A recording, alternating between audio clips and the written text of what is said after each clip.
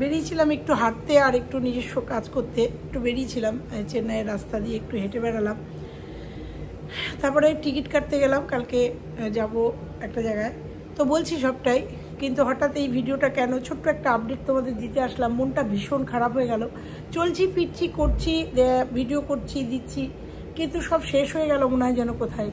কারণ এইমাত্র একটা খবর আসলো, এইমাত্র না অনেকক্ষণই হয়তো খবরটা পোস্ট হয়েছে, আমার চোখে একটু আগে পড়লো। কারণ আমি টিকিট কাটতে গেছিলাম ভেলোরের, আমি কালকে ভেলোরে চলে যাচ্ছি।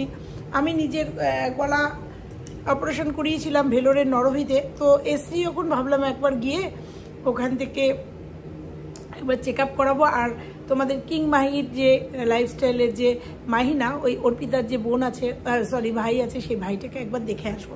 সমস্ত পরিকল্পনা ঠিক, টিকিট কেটে আসলাম।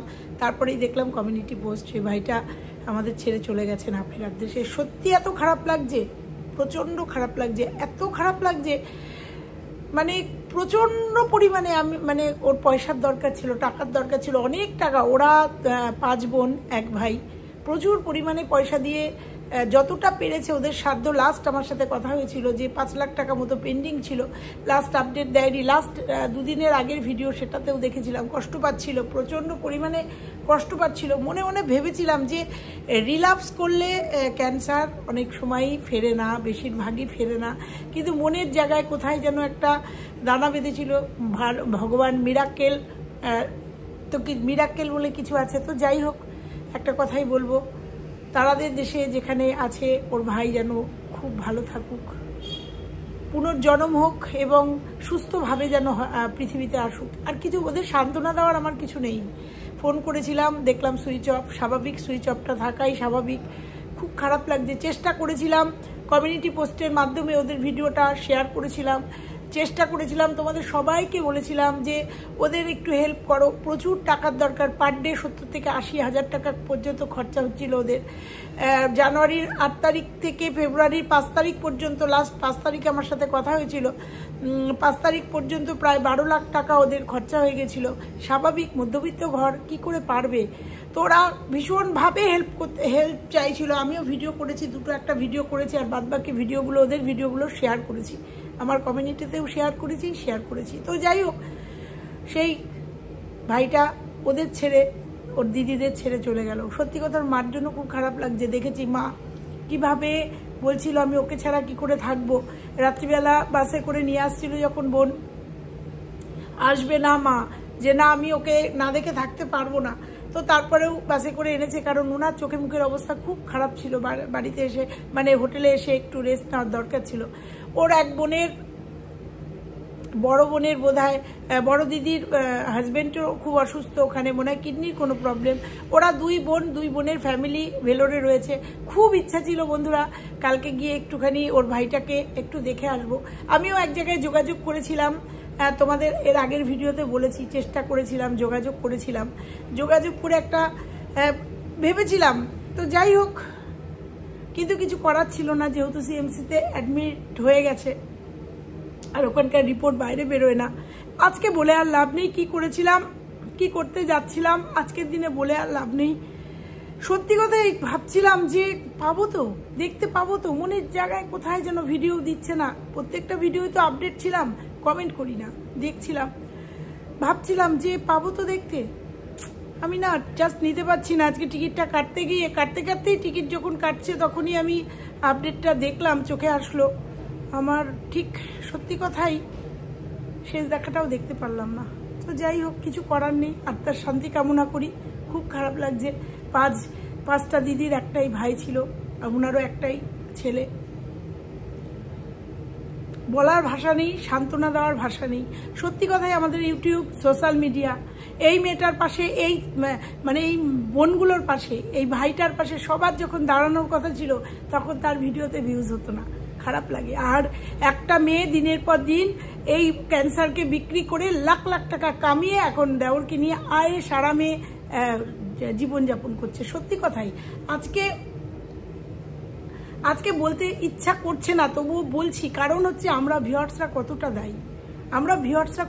দায়ী। কারণ যাদের প্রয়োজন আমরা তাদের পাশে দাঁড়াই না, যতই আমরা চেষ্টা করি না কেন, যতই আমরা বলি না কেন, কিন্তু ওই যে অরিজিনাল, যাদের সত্য ঘটনা, যাদের প্রয়োজন, আমাদের ভিউয়ার্সরা তাদের পাশে দাঁড়ায় না। যেখানে নোংরামি, যেখানে মিথ্যাচারিতা, মানুষ লাখ লাখ ভিউজ দেয় সেখানে। আজকে না বলতে বাধ্য হচ্ছি, কারণ হাউ হাউ করে বোনটা কেঁদেছে দেখেছি। ভাইয়ের লাস্টের যে ভিডিওগুলো নিতে পারছিল না, ওরা ভিডিও ক্লিপিং দিতে পারছিল না। আমি ফোন করেছিলাম যখন, হাউ হাউ করে আমার কাছে কাঁদছিল। অর্পিতা হাউ হাউ করে কাঁদছিল যে দিদিভাই ওর কপি মানে ক্লিপিং আর তুলতে পারছি না, দিতে পারছি না। কি কষ্ট ভাইটা পাচ্ছে, কারণ টাকার জন্য তখন অলরেডি ডিলে হয়ে গেছিল ট্রিটমেন্টটা। সত্যি কথাই ভাবা যাচ্ছে না। যাই হোক, কমিউনিটি পোস্টটা দিয়েছে। অনেক চেষ্টা করেও আমাদের ভাইকে আমরা নিজেদের কাছে রাখতে পারলাম না। আমাদের ভাই আমাদের ছেড়ে অনেক দূরে চলে গেছে। তোমরা চিন্তা করছো এখন কোনো ব্লগ দিতে পারছি না, পরিস্থিতি একটু ঠিক হলে ব্লগ দেব। তোমাদের জানালাম আমার ভাই আর নেই আমাদের কাছে। আমার ভাই আমাদের ছেড়ে চলে গেছে, আর পাবো না আমার ভাইকে। সত্যি খারাপ লাগছে। আর আমি যেহেতু কালকে যাব, আমি বারবার ওদের ব্লগ আসছে কিনা দেখছি।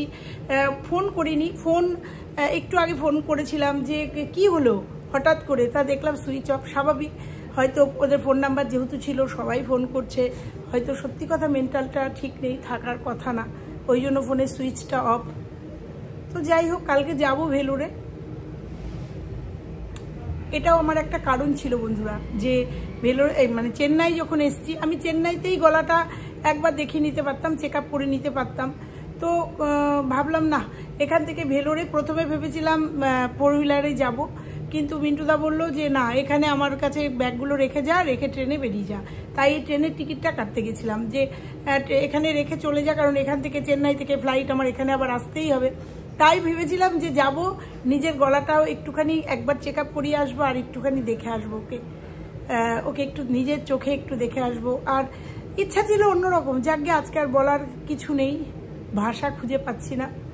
আবার বলছি, ওর আত্মার শান্তি কামনা করি, এছাড়া আর কিচ্ছু বলার নেই, তোমাদেরও আর কিছু বলার নেই। তবে একটা কথাই তোমাদের আজকে রিকোয়েস্ট করে যাব, একটা কথাই রিকোয়েস্ট করে যাব, তোমরা যাদের প্রয়োজন তাদের পাশে দাঁড়াও। যেমন রিঙ্কি লাইফস্টাইলেরও হাজবেন্ডটা, ওর পেছনে যেমন পাশে যেমন তোমরা দাঁড়িয়েছো, ওর দরকার আছে, ও একটা পরিবার পেয়েছে। একটা কথাই তোমাদের রিকোয়েস্ট করে যাব, ওয়াইটিতে আমাদের কমেন্ট করে প্রচুর আছে এরকম।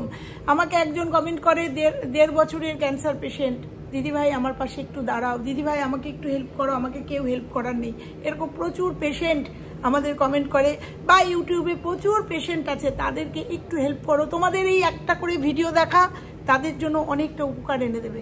আমি বলছি না যে তোমরা অর্থ দিয়ে হেল্প করো, তোমরা অর্থ ছাড়া পুরো ভিডিওটা তোমরা যদি ওয়াচ করো, তাহলে এই মানুষগুলোর আজকে এইরকম ভাবে বিনা চিকিৎসায় বলবো প্রচুর টাকার ব্যাপারে, এমন একটা রাজরোগ, মানুষের কাছে কত টাকা থাকে। তো যাই হোক, তোমরা একটু তোমাদের ভিউয়ার্সদের রিকোয়েস্ট করছি, তোমরা একটু এরকম অসহায় মানুষ বা এরকম কারুর এরকম রোগ যারা হেল্প চাইছে তাদের পাশে একটু দাঁড়িয়ে। শুধু এইটুকু বলবো, 2টো প্রাণ কিন্তু চলে গেল, একদম কয়েকদিনের মধ্যে 2টো প্রাণ চলে গেল। খুব খারাপ লাগছে। তো চলো, আজকে এটুকুই থাকলো। কালকে সকালবেলা ভেলোরে বেরিয়ে যাব, 7:45 আমার ট্রেন এক্সপ্রেস। এখান থেকে টিকিট কাটলাম, এখান থেকে আমি ছোট্ট একটা ব্যাগ নিয়ে বেরিয়ে যাব, ট্রেনে 2 ঘন্টা। তো যাই হোক, এরপরে দেখা যাক ভেলোরে যাব।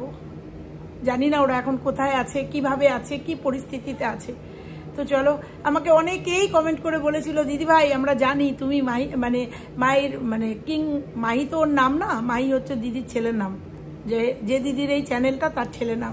আমরা জানি তুমি ওই ভাইটাকে দেখতে যাবে। অনেকে বলেছিল, আমি শুধু একটা লাভ রিয়াক্ট দিয়ে বেরিয়েছিলাম, বলেছিলাম দেখতে থাকো। সত্যি কথাই আমি যেতাম ওর কাছে, এবং অনেকেই যারা আমার সাথে যুক্ত আছে, ফোনে কথা হয়, তারা অনেকেই জানে যে আমি ওকে একটুখানি দেখতে যাব। তো ভেলোরেও তোমরা জানো, বিজনদার সাথে আমার পরিচয় আছে, বিজনদাকেও বলেছিলাম, বিজনদা আসছি, আমি কিন্তু রানীপিঠে একটু যাব। বলে ঠিক আছে, আসে। তো যাই হোক, আজকে এটুকুই থাকলো। তোমরা সবাই আত্মার শান্তি কামনা করো ভাইটার, যেখানেই থাকুক ভালো থাকুক। তো চলো, আজকে এইটুকুই থাকলো। সত্যি মনটা ভারাক্রান্ত হয়ে গেল।